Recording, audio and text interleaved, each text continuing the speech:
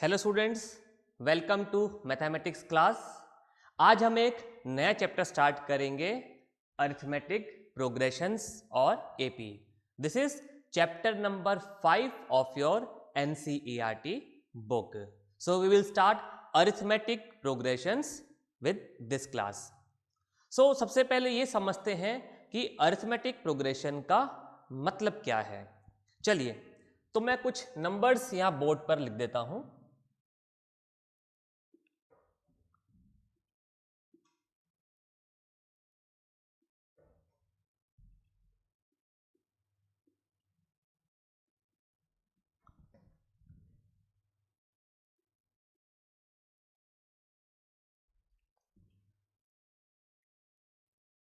Okay, तो ये कुछ नंबर्स मैंने यहाँ बोर्ड पर लिख दिए हैं।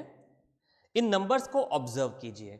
ओके, क्या नंबर लिखे हैं मैंने? 1, 2, 4, 8, 16, 32, 64। ओके, अब इन नंबर्स को हम अगर ऑब्जर्व करें तो इस सीरीज के बारे में क्या हम कुछ ऑब्जर्वेशन मालूम कर सकते हैं? इस सीरीज को देख के क्या हम कुछ इसके बारे में पता कर सकते हैं कि ये किस तरीके की सीरीज लिखी हुई है? चलिए हम कोशिश करते हैं, कुछ इस सीक्वेंस की प्रॉपर्टी मालूम करने की कोशिश करते हैं। क्या कोई रिलेशन है इस सीक्वेंस की टर्म्स का आपस में? चलिए पता करने की कोशिश करते हैं। देखिए, पहला नंबर लिखा है 1, 1 + 1 2। ओके, 2 + 2 4, ये भी ठीक है, बट 4 + 2 6। तो ये तो कोई इसमें प्रॉपर्टी नहीं बन रही कि हम इस तरीके से कुछ ऐड करते जाएं। 1 + 1 2 कर दिया, 2 + 1 तो 3 आ जाता, फिर तो ये तो नहीं बना। कुछ और कोशिश करते हैं। ओके, तो 1 और 2 के बीच में डिफरेंस, या 1 × 2 करके देख लेते हैं। 1 × 2 2 हो गया, 2 × 2 4 हो गया, ठीक है, हमें ये भी मिल गया। 4 × 2 8, ओके, हमें नेक्स्ट टर्म भी मिल गया। 8 × 2 16, चलिए ये भी हमें मिल गया।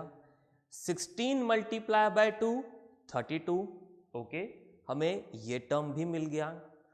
32 × 2 64, ओके, ये टर्म भी हमें मिल गया। तो ये प्रॉपर्टी यहां पर सही बैठ रही है क्या, कि अगर हम हर टर्म को 2 से मल्टीप्लाई करते जाएं तो हमें नेक्स्ट टर्म मिल रहा है। हर टर्म को अगर हम 2 से मल्टीप्लाई करते जाएं तो हमें नेक्स्ट टर्म मिल रहा है। ओके, तो देखिए, इस 2 को हम क्या लिख सकते हैं? 1 × 2। ओके, और 1 क्या था? 2 के पहले वाला टर्म। 1 तो फर्स्ट टर्म हो गया, स्टार्टिंग टर्म है। ओके, तो नेक्स्ट टर्म, सेकंड टर्म हमें कैसे मिली? हमने फर्स्ट टर्म को, यानी कि इससे पहले वाली टर्म को 2 से मल्टीप्लाई कर दिया, तो 1 × 2 2 हो गया। देन 4 को हम लिख सकते हैं 2 × 2। ओके, यहां पर ये 2 क्या था? 4 से पहले वाला टर्म, राइट, और इसको हमने 2 से मल्टीप्लाई कर दिया। इस 2 को भी मैं इस तरीके से बॉक्स में बंद कर देता हूं। ओके, 8 को हम लिख सकते हैं 4 × 2, और ये 4 क्या है? 8 से पहले वाला टर्म, राइट। 16 को क्या लिख सकते हैं? 8 × 2, और ये 8 क्या है? 16 से पहले वाला टर्म। 32 को हमने लिखा 16 × 2, राइट, और 16 क्या है? 32 से पहले वाला टर्म। 64 को हमने लिखा 32 × 2, एंड 32 क्या है? 64 से पहले वाला टर्म। तो अगर हम इस सीक्वेंस को, इस सीरीज ऑफ नंबर्स को ध्यान से ऑब्जर्व करें तो हमें यह मालूम पड़ेगा कि हर term each term can be obtained by multiplying the previous term by a common number which is 2 in this case. हम इस सीक्वेंस की किसी भी टर्म को कैसे ऑब्टेन कर सकते हैं? उस टर्म से पहले वाली टर्म को अगर हम 2 से मल्टीप्लाई कर दें, okay, then we will get the next term. तो ये एक प्रॉपर्टी हो गई इस सीरीज की या इस सीक्वेंस की. तो ये एक रूल बन गया इस सीक्वेंस के लिए. ये एक रूल बन गया कि if you want any term of this sequence, how you can obtain? You can obtain it by multiplying the previous term by 2. okay, so look, 2 is common in this case. हम जिस number से multiply कर रहे हैं वो number यहां common है which is 2 in this case. तो अगर मुझे इस सीक्वेंस की थर्ड टर्म मालूम करनी है तो कैसे मालूम कर सकते हैं? सेकंड टर्म को 2 से मल्टीप्लाई कर दिया. अगर मुझे फोर्थ टर्म मालूम करनी है तो थर्ड टर्म को 2 से मल्टीप्लाई कर दिया. अगर मुझे फिफ्थ टर्म मालूम करनी है तो फोर्थ टर्म को 2 से मल्टीप्लाई कर दिया. राइट? इस तरीके की सीक्वेंस को हम क्या बोलते हैं? Geometric progressions. Geometric progressions in which each term can be obtained by multiplying the previous term by a common number. तो देखिए ये एक रूल बन गया क्या कि इस सीक्वेंस की हम किसी भी टर्म को मालूम करने के लिए प्रीवियस टर्म को 2 से मल्टीप्लाई कर दें. So this sequence can be defined okay in this way that each term can be obtained by multiplying the previous term by 2. So इस तरीके की सीक्वेंस जिसमें कि हम किसी भी टर्म को प्रीवियस टर्म को एक कॉमन नंबर से मल्टीप्लाई करके ऑब्टेन कर सकते हैं, ऐसी सीक्वेंस को हम बोलते हैं ज्योमेट्रिक प्रोग्रेशंस. राइट? लेकिन हमें क्या पढ़ना है? Arithmetic progression.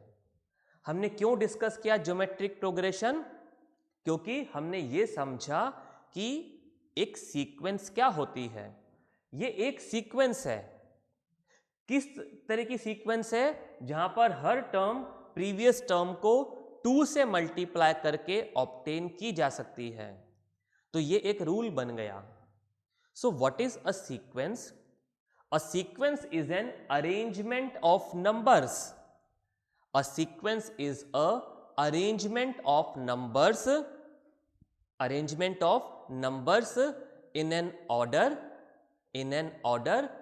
according to some rule. Sequence क्या है? Arrangement of numbers है एक particular order में. This order will be defined by a particular rule. So this is what the definition of a sequence. तो इस सीक्वेंस में rule क्या है? The rule is that any term can be obtained by multiplying the previous term by a common number 2. तो ये 2 यहां पर common है. हर टर्म को अगर हम 2 से मल्टीप्लाई कर दें तो हमें नेक्स्ट टर्म मिल जाएगी. And this type of arrangement और this type of sequence is called geometric progressions.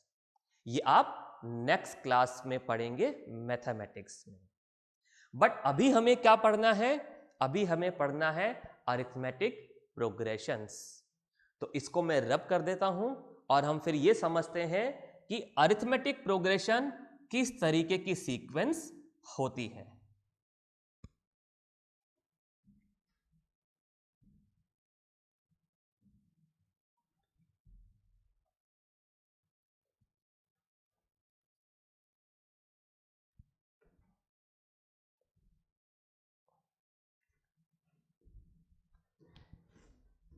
चलिए, तो एपी को समझने के लिए अब मैं यहां पर कुछ नंबर्स और लिख देता हूं.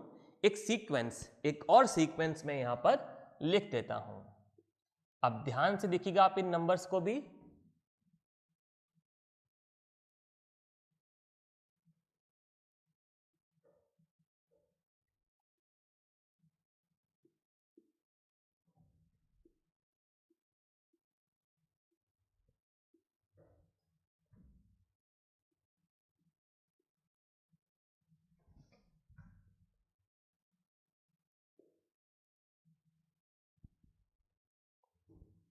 ओके, तो मैंने एक और सीक्वेंस या कुछ नंबर्स मैंने बोर्ड पर लिख दिए हैं।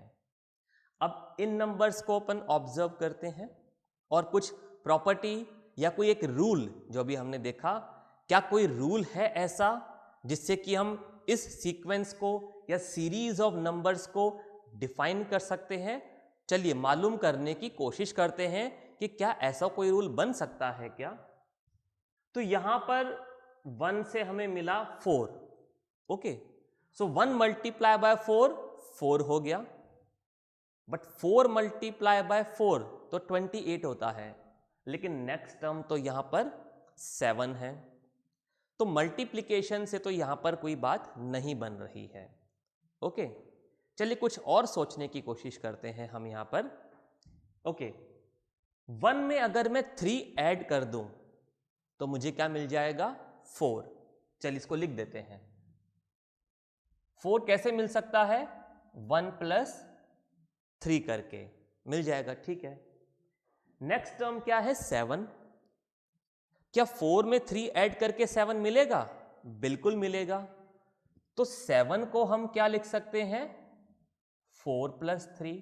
चलिए, तो फर्स्ट टर्म में 3 ऐड करने से सेकंड टर्म मिल गई, और सेकंड टर्म में 3 ऐड करने से थर्ड टर्म भी मिल गई।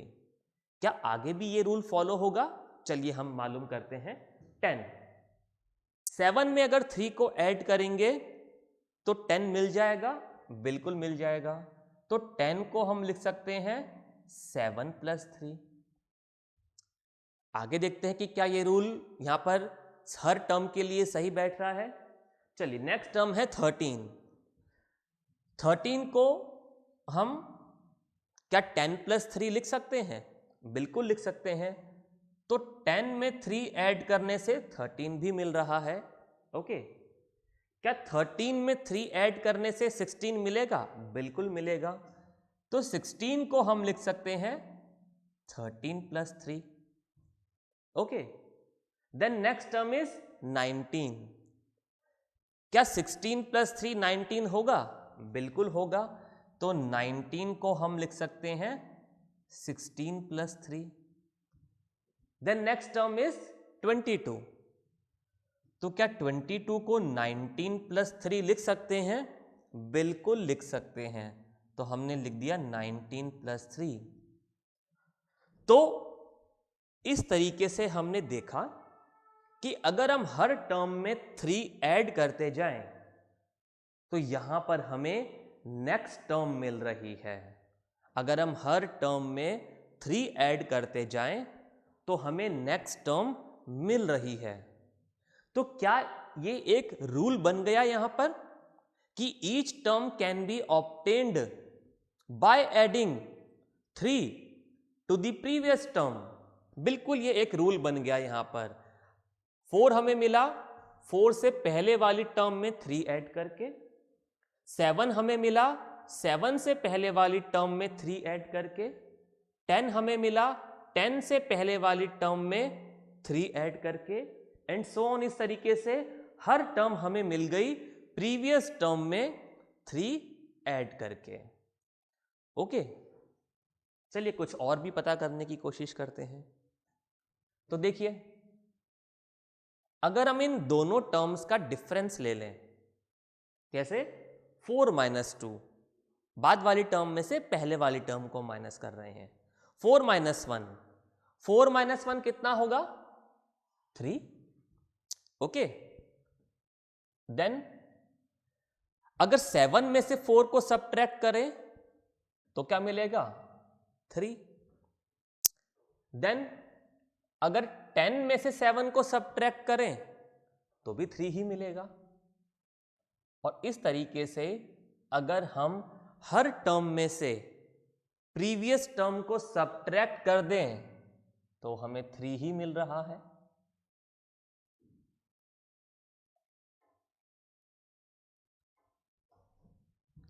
Right?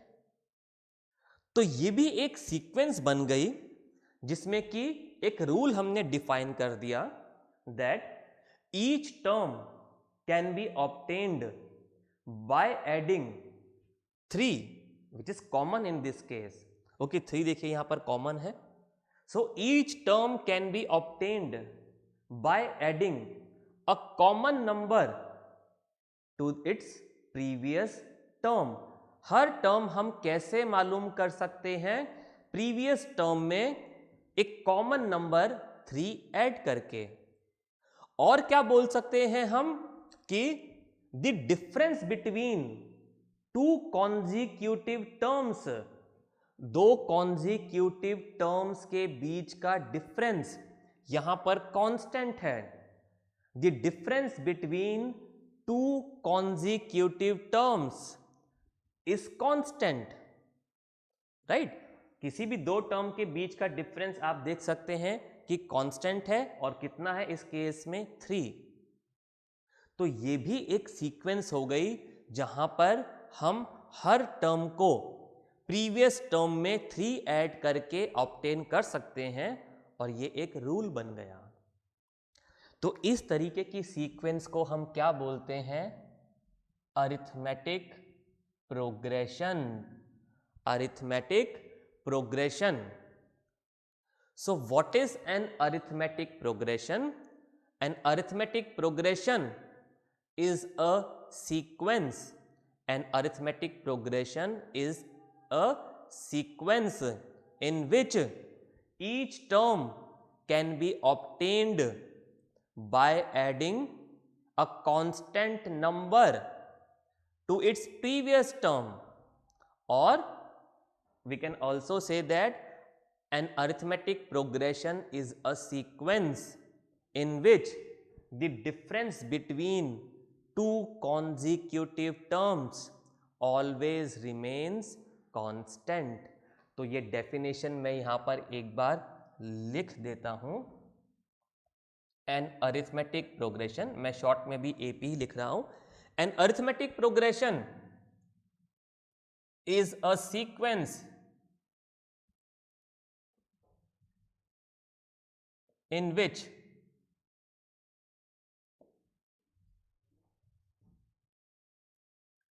each term can be obtained by adding a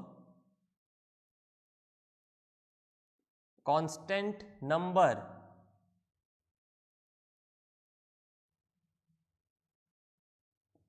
to its previous term. Right? और क्या लिख सकते हैं? An AP is a sequence in which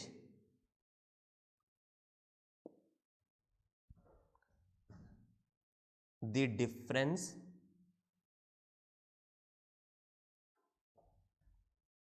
between any 2 consecutive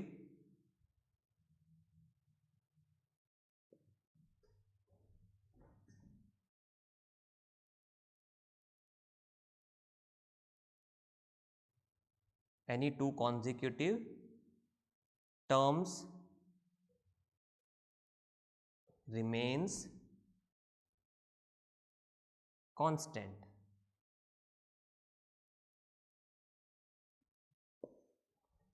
So this is how we can define AP. It is a sequence in which each term can be obtained by adding a constant number or a common number to its previous term, or it is a sequence in which the difference between any two consecutive terms remains constant। तो ये एक rule बन गया जिससे हम AP को define कर सकते हैं। आप इसको नोट कर लीजिए, फिर हम कुछ एग्जाम्पल्स और देखते हैं।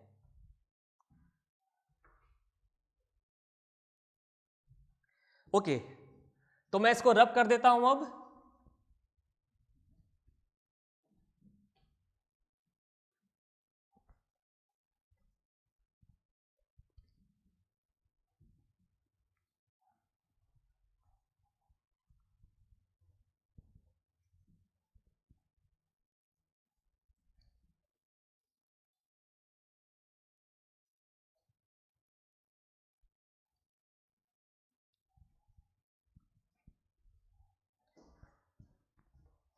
चलिए, अब कुछ नंबर्स मैं फिर से बोर्ड पर लिख देता हूं।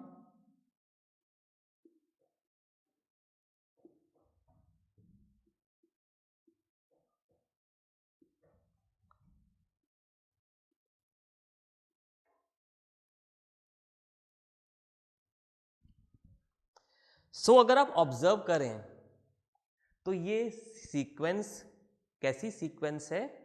अभी जो हमने सीक्वेंस डिस्कस करी, मैंने उसी को रिवर्स करके लिख दिया। क्या ये एक AP है? चलिए अब हम डिस्कस करते हैं। हमने AP की प्रॉपर्टी पढ़ ली, रूल को डिस्कस कर लिया कि AP किस तरीके की सीक्वेंस है। एक ऐसी sequence in which each term can be obtained by adding a constant or a common number to its previous term, or in which the difference between any two consecutive terms remains constant। चलिए देखते हैं कि क्या ये rule यहां पर fit बैठता है। ओके, 19 माइनस 22, ध्यान रखेंगे हमें हमेशा जब हम दो कॉन्जिक्यूटिव टर्म्स ले रहे हैं तो बाद वाली टर्म में से पहले वाली टर्म को ही सबट्रैक्ट करना है। 19 minus 22 minus 3, 16 minus 19 minus 3, then minus 3, then minus 3, then minus 3, minus 3 and minus 3। तो क्या डिफरेंस कांस्टेंट है? बिल्कुल कांस्टेंट है, लेकिन माइनस में है। तो क्या हमने AP की डेफिनेशन में कहीं ऐसा लिखा कि डिफरेंस कांस्टेंट होना चाहिए और पॉजिटिव ही होना चाहिए? नहीं, हमने ऐसा कहीं नहीं लिखा। तो difference, this common difference could be negative और it could be positive also. Positive भी हो सकता है, नेगेटिव भी हो सकता है। कॉमन डिफरेंस के लिए कोई हमने रूल नहीं बनाया कि भाई ये पॉजिटिव ही होना चाहिए, ये नेगेटिव भी हो सकता है। फाइन, तो यहां पर भी किन्हीं भी दो कॉन्जिक्यूटिव टर्म्स के बीच का डिफरेंस कांस्टेंट है, और वो कितना है यहां पर? -3। So common difference, it could be positive, it could be negative also. तो ऐसा कोई रेस्ट्रिक्शन नहीं है कि कॉमन डिफरेंस पॉजिटिव ही होना चाहिए, नेगेटिव भी हो सकता है। तो ये भी एक AP है, और किस तरीके की AP है? डिक्रीजिंग AP है। अगर कॉमन डिफरेंस नेगेटिव है तो नंबर्स डिक्रीजिंग ऑर्डर में होंगे। तो कैसी AP मिलेगी? डिक्रीजिंग। और कॉमन डिफरेंस अगर पॉजिटिव है, जैसा हमने प्रीवियस एग्जाम्पल में देखा, तो नंबर्स इंक्रीजिंग ऑर्डर में मिलेंगे एंड AP किस तरीके की होगी? इंक्रीजिंग। चलिए एक एग्जाम्पल और देखते हैं। 2, 2,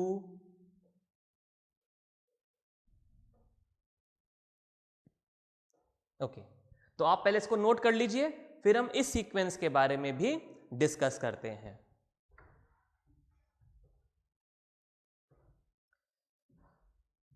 क्या ये एक AP है? देखिए डिफरेंस कितना है? 0, 0, 0 0 0 0 0। क्या हमने एपी की डेफिनेशन में ऐसा लिखा था कि ये कॉमन डिफरेंस 0 नहीं हो सकता? नहीं लिखा था। तो यहां पर भी दो कॉन्जिक्यूटिव टर्म्स के बीच का डिफरेंस कांस्टेंट है, लेकिन कितना है? 0। ओके, तो कॉमन डिफरेंस तो कुछ भी हो सकता है, हमने डेफिनेशन में कोई रेस्ट्रिक्शन नहीं लिखी थी। तो ये कैसी एपी मिल गई? कांस्टेंट एपी मिल गई, जहां पर कॉमन डिफरेंस कितना है? 0 है। सो यानी कि एक एपी में कॉमन डिफरेंस या कांस्टेंट डिफरेंस नेगेटिव भी हो सकता है, 0 भी हो सकता है और पॉजिटिव भी हो सकता है। There is no restrictions, right? So such type of sequence in which the difference between any two consecutive terms is constant, or in which each term can be obtained by adding a constant or a common number to its previous term, is known as AP. तो आज इस lecture में हमने ये समझा कि AP क्या होती है। नेक्स्ट लेक्चर में हम एपी से रिलेटेड कुछ टर्म्स के बारे में समझेंगे। कोई डाउट है आप वीडियो को फिर से देखिए, फैकल्टी इंचार्ज से कंसल्ट कीजिए। Okay, bye.